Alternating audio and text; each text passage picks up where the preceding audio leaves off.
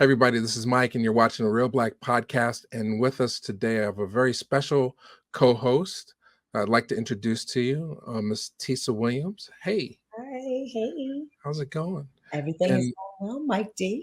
A lot of you may know Tesa as a performer. We have our music video on the channel, the Whitney Houston cover. And talk about that. Yeah, Just the Lonely Talking. It's with Mark Nelson. Look him up. He's an amazing singer, writer. You guys probably know who he is. But I'm looking forward to doing some more recordings with him, as well as a release that will be coming out of my own. Check me out on Instagram, Tesa Williams Music. Okay. And we will keep you posted. Right. And I'm looking forward to today's guest. Yeah, we have an opportunity. We just have an opportunity to speak with the great Luenell, stand-up comedian who's going to be performing this weekend at Helium Comedy Club in Philadelphia, which is August 26th through the 28th. Yes. So without further ado, let's get into our conversation with Luenell. So welcome back. It's been a little while since we had you on the show. Yeah. But I want to make sure people knew that you were coming to Philly, and I guess you're making a little East Coast run. Yeah. Yeah. You'll be at Caroline's the following weekend, Labor Day weekend. Yes, that's true. So Caroline's New York City, that is. In New York City. Caroline's on Broadway, as they say on Instagram. Yeah, I was in New York. They have your picture plastered right all along the building. So. As they should. Absolutely. They should, because you've got a lot of great style. Thank you. Your jewelry, your hair, you're beautiful. I'm a lot. It's a lot. I love it. So, I mean, we have about a half hour to chat. We've talked in the past about the need for Reelblack to have more women comedians on. You've gotten into on me about that, so we've made a concerted effort, and but I'm really curious about your origin story, like how you got started in comedy, like when you knew you were funny, and how this career has projected itself. Well, we're not going to do that for the sake of time, because it's a long, convoluted story that starts 30 years ago. Okay. And I've done at least 100 interviews explaining that story, so let's not do it here.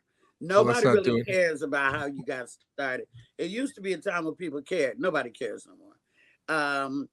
But we can talk about, parts of the journey and stuff like that, for the sake of time and stuff. But my how I got started is a long. There's no way to tell it in a short amount of time. Okay, well, that's fair. Just you're like Paul Mooney. You just threw away my first 5 questions. Are now I was mentor. Paul Mooney was my mentor. So I am very much like Mooney in a lot of ways. People may understand or may not. Well, I want to ask something. Although we're not going to go into the history of how you got started, when did you know you were funny? Because I know, like, I'm one of 9. So there was like a lot of humor going on within my family, and certain ones stood out. And are you from a big family, a small family? And were they the ones like discovering how funny you were, or how did it all begin there? Well, clearly you don't follow me on Instagram, because if you did, you would have seen my whole entire family reunion that I just came home from Monday. So I am the 8th of 8 children. I'm not by any means the funniest person in my family. I'm just the one who got a chance to do this professionally. I don't think that I was always funny. People tell me I was always funny, but I think that's a lie, because I remember a time when I was very sad as a child and not funny. And I went to all-white school as one of only 6 or 12 Black people there. So how funny could I really be? Gotcha. You understand where I'm coming from? So I think that the funny that I am just came from sarcasm, and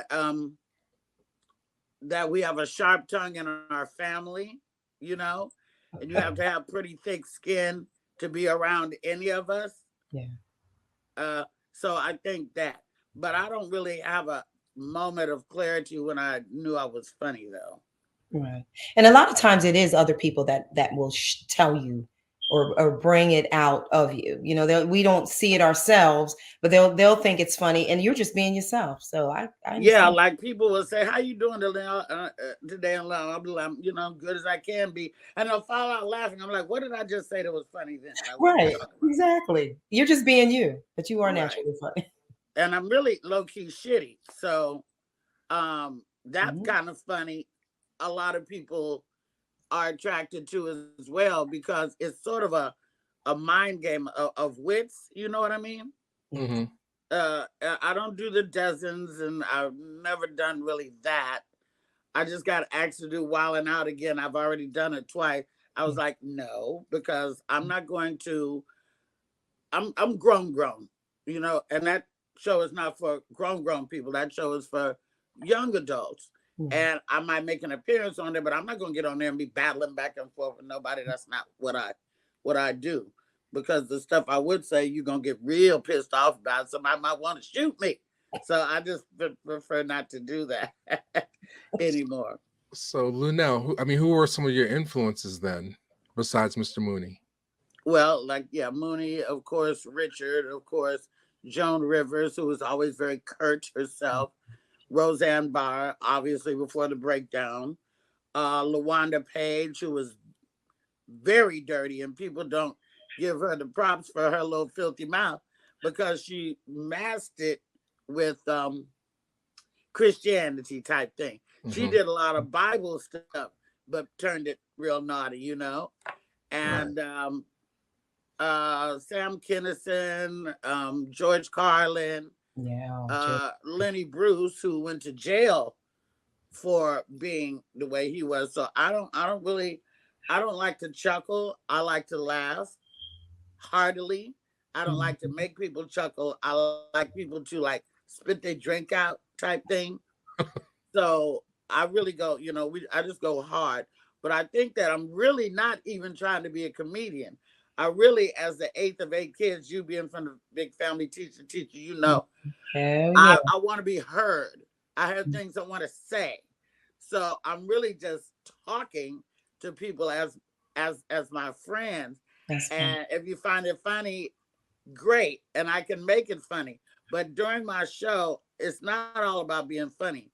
I'm also speaking on, you know, the state of our educational system Mm. and some of the racism stuff, you know, and I throw that in there, and I've done it. I've done stuff about DC in DC in front of Mhm. white folks that got a little uncomfortable. I could not care less because the same door you came in, you can walk out of that. Ain't nobody making you stay in the seat. You ain't gonna get no refund.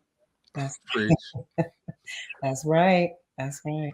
Preach. So, in terms of your process in writing, do you sit down and write paper, or like what's your process? Like a lot of people I know, Chris Rock does bullet points and then he just goes up and riffs. That's Like, exactly what I do. I've never sat down and write. I've never sat down and written any material in my life. Mhm. I feel like if you do that now, you're going to be scripted and you're going to be using your page as a crutch. Mm, you don't have the freedom to free flow if you write it out. I mean, some people work that way, and Yeah. that's great. And that's why I don't give, you know, any advice on how do you do this, how do you do that, because everybody's process is different. But Mm. me, I just like I'll see something and say, uh, talk about being in the waiting room at the doctor, you know, and then I'll just go. I'll formulate stuff in my mind, and Mm. I don't go out and try material for a special. I just do it. Like Just I could do my Netflix special today, mm, and I could do it tomorrow. I could do it any day I wake up because I'm just fearless in that way, and I don't bite my tongue, and I just think about things. You know, I was on a bus one time, and I remember hearing these old ladies, and they were talking. They were like talking about they were talking about their ailments. You know, girl, I got this bursitis is killing me. Girl, I know what you mean because my knees is They crack every time I walk. Sound like popcorn. Girl, you know, Beverly down the street just had a hip replacement. Oh, I know, because I got this tendonitis, you know, and I'm like, oh, that is hilarious to me. So I just hear things and see things and talk about that. Right. The realness of life. The realness of life. That's right. Have you ever performed any material that someone wrote for you? Or have people? No, never. I've never had a writer. So no. you always just coming from your soul and coming from my soul is a good way. Yeah. It all comes from my soul. Because like I was talking about, okay, so the kids were out of school during quarantine. Mm-hmm. And you had to continue to teach your children or their mind is gone right now, right? Mm-hmm. So some people went back to work and some people didn't. And the people who didn't and maybe started businesses or whatever, I feel they should continue to teach the homeschool their kids because A, school ain't safe. B, the kids are out of hand. C, they're threatening teachers with guns. D, they're bringing guns to school. And more importantly than all that is that it came out what we already knew, and that is that the whole education that all of us on this show right now, the education we got was a complete and total lie. Not some of it, but all of it. Yeah. And you can't erase Black people from the history of this country. You can't erase gay people from the history of this country. You can't erase Mexicans from the history of this country. But the white people have tried to do that with the statues, with the books, with the religion, with the Christianity. We didn't have Christianity when we came over here. We had our own religion. We don't have a religion. We don't have a language. We don't have nothing. We don't even know if our birth dates are actually our birthdays. So now they have not changed the curriculum in the school. So now you open the school and you take your kids back to school and they're continuing to teach the same bullshit they was teaching before it came out publicly. And in Texas and a place like that, they're trying to erase the fact that slavery ever happened. They don't want to say the word. They don't want to have critical race theory. So I say in my act, and I don't give a damn who gets comfortable and uncomfortable, because I hope that you're laughing, but you're listening. Yeah. And I hope that when you get in the car, you know, you go see an Earth, Wind, and Fire concert, and in the car on the way home, you're like, oh, God, Maurice was amazing. I love when they sang In the Stone. That's my song. I want people to talk about the show when they get in the car, when they leave from seeing me. That's right. I've always admired your provocative style of comedy. You know, you make people think, like it provokes thought, even if it's, I hope so. Hey, you put it in a little package. If they don't like exactly the way you're saying it, I think it will make them think later, because that's what it's all about at the end of the day. I hope so. But you're right. I mean, speaking about schools and like the way the curriculum and all that is, it's so much truth to that. Do you think there's any particular thing that, do you think it starts with the home, with the parents? What do you think as a whole, especially as Black people, that we should do? Just touch on that really quick, because I think coming together collectively has been the problem. Like we come in little. What I think it starts with is books. Okay. Yes. Yes. Books. Love books. You remember that old adage they used to say, if you want to teach if you want to hide something from put it in a book. Put it in a book. If you read, you will find out things. But people don't read no more. I keep a book on my bed. I keep a book in the bathroom. I collect books that I used to buy from Esselwan bookstore, which was a Black bookstore. It's now closed. A couple of weeks ago here in Leimert Park in LA. And I will only buy my books from a Black bookstore. I'll find another one because they need our support, the Black bookstores. And there is a lot of information on the internet as well. But you have to dive for it. You know, you have to look for it, because I would rather show you people getting beat up by the police. They'd rather show you twerking. They'd rather show you, dance moves and nobody's interested. If the parents aren't putting it in the kids early, that this is what this is what Kwanzaa is. This is what, CMOS is. If we don't start with them early, by the time they're 7, 8 years old, we done lost them, they're gone. So we're talking with Luenell, who's going to be at the Helium Comedy Club this weekend. We're talking about I sound like Farrakhan right now. I don't sound August 26th Like to I'm the gonna be doing 28th. comedy, but I No, am. well, I'm you coming, you silly. opened that door, Luenell. So the next question I have is, when did you first realize that you were being lied to by this educational system? Well, By the as I said, Matrix. my education was in all white schools. You see, I only went to black schools until I was in third grade. Then my parents moved me to the suburbs of Oakland, a place called Castro Valley High School. And Mhm. I knew it from the littlest thing. Like I wanted to do theater. There came a time when I wanted to do theater and stuff. And I realized I could never be the lead in any of these plays because the white girl's going to always get it. I'll only be the background. I'll only be the cast. So it's little stuff like that. And then where I lived, and then I learned about redlining, and then I learned about more stuff. And then I got more curious. And I don't know when I turned into such a loudmouth radical, but I wouldn't change it because somebody's got to speak on this stuff, somebody that people want to listen to. You can try to feed kids everything, but if it's not from somebody they want to listen to, it's going to go in one ear and out the other. Mhm. So that's why I try to do my comedy, but I throw a little bit in there as well, you know? And you said you moved to California, but you're from Arkansas, right? I was born in Tolland, Arkansas. I Oh, want you to yeah. go on my Instagram page and scroll back Oh, and you yeah. start Oh, seeing all these people with shirts. yes. You know how do you do the family reunion with the T-shirts? When you start seeing all that, then you'll know. I'm the 8th of 8. I was born in Tolland, Arkansas. My grandfather's house, allegedly on March 12th. I didn't get a birth certificate for a few months because I was born, at home with a midwife. And then through a bunch of circumstances, I got adopted out of the family into my family. But how people go send you with grandma and stuff like that. That's what happened to me. But the rest of my brothers and sisters remained growing up in And at Arkansas. what age was that? I was 2 months old. I was gone. Oh, okay. They had got rid of me. And you went to the Bay. And I came to the Bay. Okay. And I've been in Los Angeles for it was 20 years. I think it's really more like 22 years I've been in Los Angeles.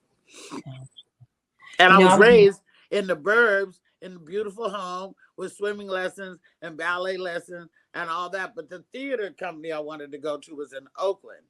And then when I went back to Oakland and was doing theater and was hanging out and all that kind of stuff, when it came time for me to move, I moved on my 18th birthday, gone. I moved where I could afford to. So of course I moved to the hood, but I found a weird sort of comfort there, being around my people. I could smell barbecue on the 4th, Right. Juneteenth, by the way, is what we're celebrating now. I could find the incense store. I could find the hair grease that I use. I could find the shea butter that I wanted in my community, as they call the hood. Hood doesn't mean ghetto. Hood means neighborhood. Yes. And so then when I moved from Oakland, I moved to another place I live in the Crenshaw district. And I've been happy here for years. Ain't nobody scratched my car. Ain't nobody broke in on me. Ain't nobody done nothing. I really think my hood protects me because they know what I do. They know who I am. There's a way to move in the community. Even as you elevate, you have to, don't floss or front off people, embrace your neighbors. I give out cookies to my neighbors at Christmas time. The guy who moved across the street, he brought me vegetables from the garden. You don't think about that when you think about the Crenshaw district, but that is what we're doing down here. Yeah. Now, I want to move at some point, not because anything's wrong, but I just need more space. So I'm going to move, maybe up to a hilly area or something, but it ain't going to be far from here. And I'm definitely not moving to the San Fernando Valley because I'm not trying to. We like to be in the yard. Black folks like to be outside. We want to play cards. We want to play dominoes. We want to barbecue. We want to be loud. We want to play music. We want to have fun. And I can do that down here all night long, just like the Mexicans and stuff up down the street. I don't need nobody at 9:01 calling the police on me because I'm fucking playing Luther Vandross on 8. That's right. So You got to I be. know you all need to stand down. I was going to ask you that. What kind of music do you enjoy? Well, I enjoy a little bit of everything because of the era that I grew up. I can listen to Chicago, Santana, Yeah. Genesis, Earth, Wind, and Fire, the Isley Brothers, Houdini, Mhm. Eric B. and Rakim, EPMD. I listen to some of everything. The Beatles, the Stones. I listen to everything. Love it. Very well rounded musically. Yeah. And you answered a lot. I was going to ask you those questions about your upbringing because I'm one of 9 and I was raised in an all white area still. What number are you in? I'm number 5. Oh wow. I land right in the middle. You're number 8. I heard you say I'm that. number 8. You're number But 8. how many boys? How many girls? There's 4 boys and 5 girls. Jeez. So I'm the 5th. So I'm smack dab in the middle. But I caught all the everything. But I was going to say that there are some people that grow up in areas, and if it affects their life in a way where they may have a level of confusion as to what I've seen it in my life. I was around my family a lot, and I was going to say you have not compromised at all who you are. So If anything, I'm share that. blacker. If Yeah, anything, I'm blacker. because you having lived connected. in the burbs than I would have been had I just stayed. And I'm also Absolutely. glad for the experience because there's nothing that I have to read or nothing. I have white friends, very select ones. They're the allies. They're the woke folk. They're not the colonizers. You feel me? Gotcha. And but even with that, there's certain stuff like we see on the ground that I send to my black friends. I'm not sending to my white friends. They just won't understand. And I'm very glad for my education. I have a bachelor of arts degree in English lit. That's why I sound very well read. And I must admit though, I don't read like I used to because I get about 25 pages in and I'm like, I'm falling asleep because I'm so tired all the time. I wish I could read like I used to. I used to could sit down and read a novel in a day. Wow. But I don't read like that no more. But I do still try to pick up a book, Yeah, for sure. Well, you have a lot of life experience too. So you have a lot of references to pull from in your comedy and in your just everyday life, I'm sure, Yeah, I got a lot of life experiences. I've been incarcerated. I've done drugs. I've been I've done the rape thing, the incest thing, all that shit. Everything I've been through, there's no way that I should even be a comedian. I should be in a mental ward somewhere. But I take all the anger that I have and I throw it out on the stage. I use that when I'm talking about education. I get mad and I take that anger and I put it out on the stage, Yeah. And there will be a book and a documentary is being done right now on the low. Nobody really. That was my next question. Yeah, because I do got a story to tell. Yeah. It ain't all smiles, honey, all the time. I hear you. Well, a lot of people know you from your movie roles, and I think that you steal every movie that you're in, and I love what you're doing. I guess Block Party is the most recent thing. Well, absolutely not. No. The most recent movie I did was called Block Party. Yeah, Block Party, and I just shot something for Hulu the other day. And of course, so far I'm on that series Hacks that's on HBO Max starring Gene Smart. But yeah, Block Party is the last movie that I did. I'm really proud of that too. Yeah. That's the first. You had a black female director. It's the first movie dealing with Juneteenth. Since Juneteenth became a holiday, and then you tell people that, and they go, "Oh, is this about history?" No, it's a comedy that teaches as well, just like me. Plus, I got a chance to work with my girl Golden Brooks from Girlfriends, and I got to work with the great Margaret Avery. Right. Yeah. And Margaret has said that she wants to do more comedy because she's so stuck in that Suge Avery role. That's what people think of her as. but she's really very randy and very funny, and you get to see it in that movie. And we fought about Margaret because on the set, like I felt like her dressing room was inadequate. They had a bed in it, but it didn't have no sheets on it, didn't have no blankets on it, didn't have no flowers in it. And I told their ass about that. I said, you know who the fuck this is? She may not be that important to you, but she's super important to us. You need to do better. The food was horrible. So me and my cousin Shay Sugar, we cooked and brought food to the set. She was very glad about that. Everybody was. And hair and makeup, the people that got it.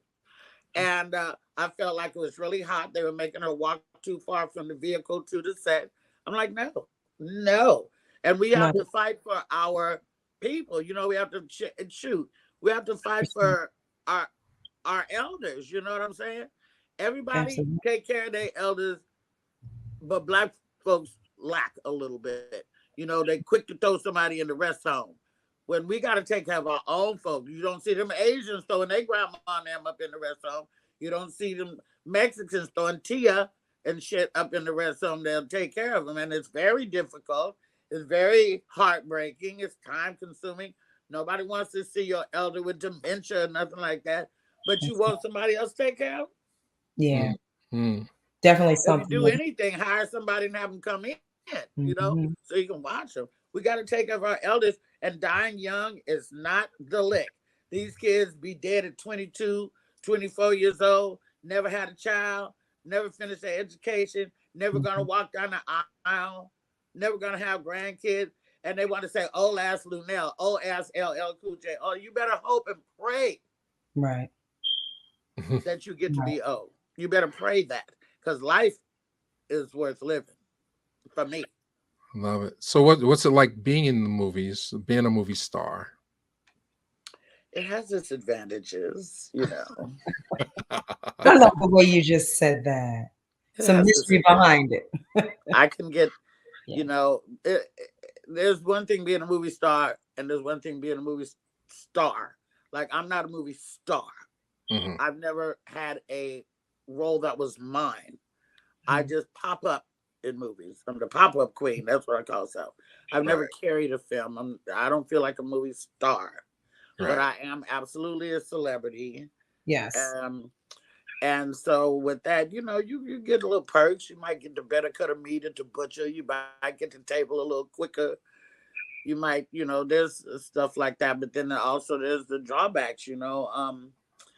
It's difficult when my daughter and I go out certain places, because my daughter says she has to go into security mode then. She has to, you know, got to protect my mom, and she's running up on my mom, and when she would rather just go out and just be with mom, you know. So if she's going to take me someplace, it has to be a certain type of place. It has to have certain places I sit. I'm very picky about that. Don't put me on the host role in the middle of the restaurant.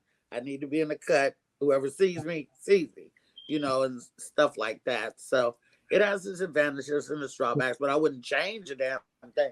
I wouldn't change a damn thing.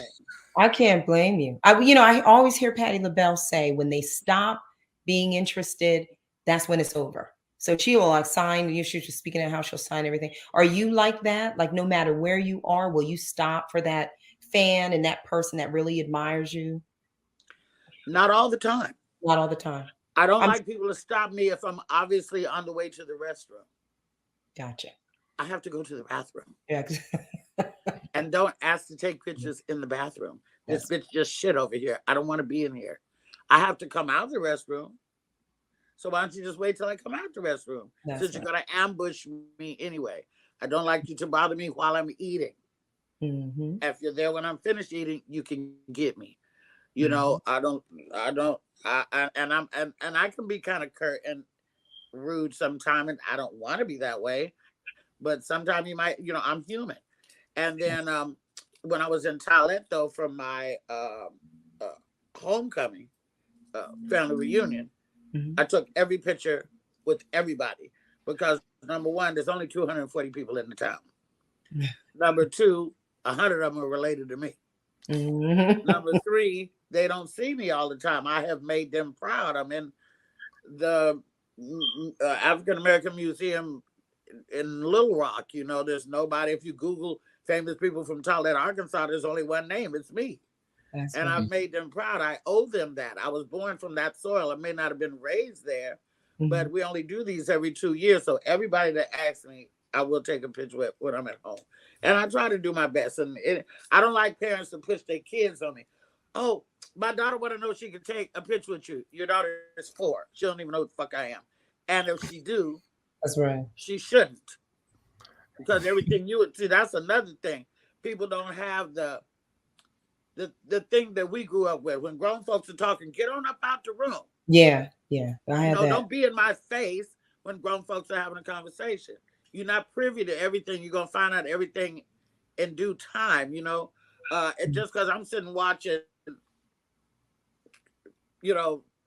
anybody, don't mean that you should sit in here and watch it with me. Right. But parents are really lax in that. And I'm like what they said. My child saw you in That's My Boy. Well, in the movie That's My Boy, I had prosthetic boobs and they were out through the whole movie. So why did you let your child watch that? Yeah. Yeah. So parents have to definitely take responsibility. They need to do better. Step up. Yeah. But we lost a whole generation, to the crack thing. So yes, we're still recuperating from that. We still recuperating from slavery. White folks don't want to talk about it. But when you have a nationality of people who have lived through documentation of children being ripped out of mothers' hands, and they buck busting the men in the middle of town. Some people don't even know what buck busting is. And when we have that, there's never been therapy for Black folks. We only just started talking about depression and therapy, I feel like, in the last 5 years. That's true. And we all need, God knows, I need some therapy. I have separation issues. When people come into my life and I love on them and then they got to go or they move away, it messes with me. I'm like, why did I put my emotions into this person that just gone? Yeah. I ain't got no boyfriend right now. That's right. Oh, wait, is that breaking news, Luenell? Huh? Is that breaking news? No. Yeah, that's breaking. Well, I'm married, but okay, there's a but. Okay. My husband and I got married in 3 weeks. Later down the line, he had already had a drug history I didn't know about. We separated for 13 years. We got back together when I found out he had prostate cancer.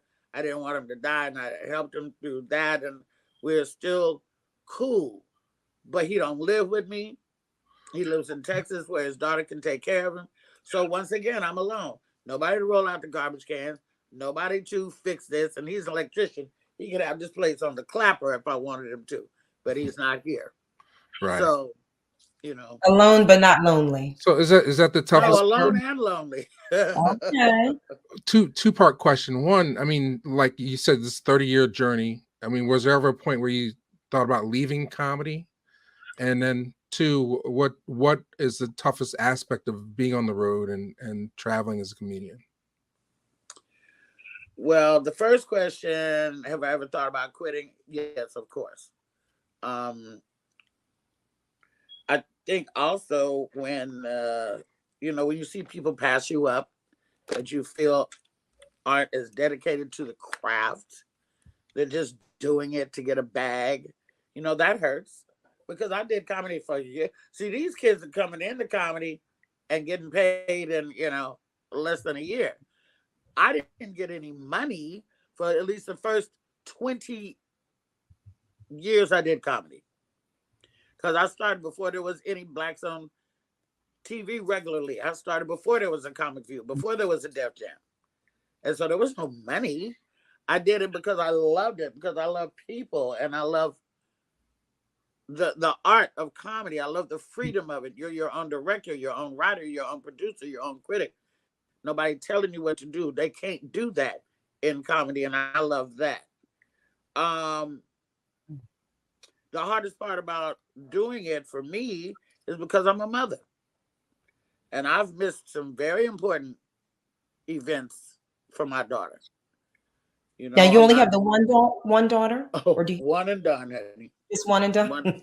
I can educate one. I can house one. I can get cars for one.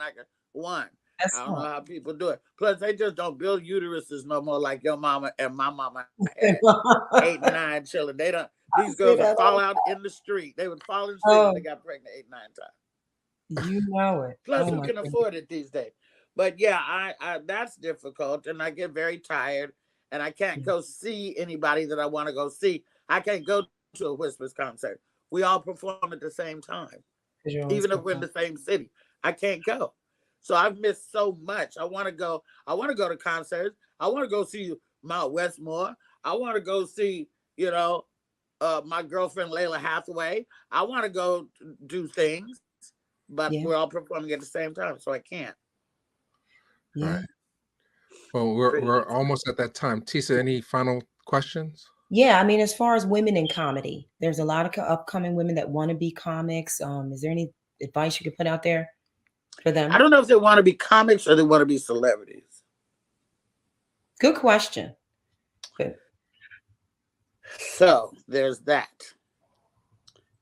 But for those that are true to it, that feel they have an edge and they may be around people that, because a lot of times when you discover your talents, other people are telling you, hey, you should do this. And people have had success, by following that at times. So those that are real with it. I think a lot of times with artists, they forget about the business side too of what's going on. So just 1 or 2 words to speak to that. Or the only thing I would say is take care of your business, like pay your taxes so that when you do get stuff, the white man don't come take it from you. Be kind to the people that work with you and for you. Mm-hmm. Be kind to them. And be kind to yourself too. If you need to take some time out, take some time out, because your people will work you to death. Yeah. I've seen it happen. If you feel like you need 3 weeks off in April, tell them I'm gonna need 3 weeks off in April, because at the end of the day, they do work for you. You don't work for them. So, and then just try to be original and be yourself. I think that the way to connect with audiences is to be yourself, be authentic, so That's that right. they feel. Because people want to feel like they know you. That's right. But I really don't give advice because don't nobody really want to hear it. Well, everything you said, that could be applied to just life. Those were some really good points, Yeah. But definitely being true to yourself. So are there any roles you'd like to play? I would love to get into that, but I'm rolling over into another interview right now. And I gotta go. Okay, fair enough. I'll think about that question. Now, ask me when you come see me. When you Mike? Yeah. You better come see me in Philly. And Tesa, I definitely want to hug your neck. And yes, indeed. Cheers to shout you. out, my girl Patty Jackson, WDAS Patty Jackson. Patty. So everybody at WDAS, I'm hoping to see them over there. They've given me a lot of great radio time and stuff. So Patty's the best. Okay, so once again, Luenell will be performing at Helium Comedy Club in Philadelphia this weekend, August 26th to the 28th, and then the following week. If you saw this, I want you to tell me that you saw this on your show, and you can hit me on my Instagram, which is at Luenell, at LUENELL. Don't spell my name wrong. It's clearly at the top of the page. That's right. You got that right. Okay, thank you, Queen. Thank you. Yes, guys. You are. Cheers to you. Here's to you, Tesa. Thank you so much. They ain't paying me, so let me cover up this tag. Here's to you. Looking forward to seeing you, Luenell. You're a beautiful woman. Thank you. Keep inspiring. Okay, bye.